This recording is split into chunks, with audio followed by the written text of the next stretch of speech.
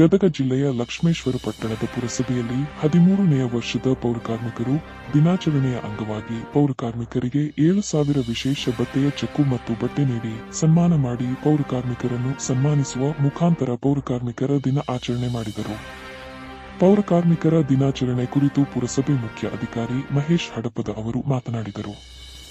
ಈ ಕಾರ್ಯಕ್ರಮದಲ್ಲಿ ಪುರಸಭೆಯ ಅಧ್ಯಕ್ಷರು, ಉಪಾಧ್ಯಕ್ಷರು, ತಹಶೀಲ್ದಾರ್ ಹಾಗೂ ಸರ್ವ ಸದಸ್ಯರು ಹಾಗೂ ಪುರಸಭೆ ಆಡಳಿತ ಮಂಡಳಿಯ ಅಧಿಕಾರಿಗಳು ಮತ್ತು ಪೌರಕಾರ್ಮಿಕರು ಹಾಗೂ ಸಾರ್ವಜನಿಕರು ಇದ್ದರು.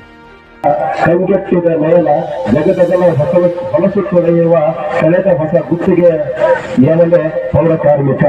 ಶತಮಾನಗಳ ಮೌನ ಮೊದಲೊಮ್ಮೆ ಕೋಲು ಮಿಂಚು ಚಿಮ್ಮನೆ ಪೌರಕಾರ್ಮಿಕರ ಹಾದಿಯಲ್ಲೂ ಕಾಮನ ಹುಲ್ಲು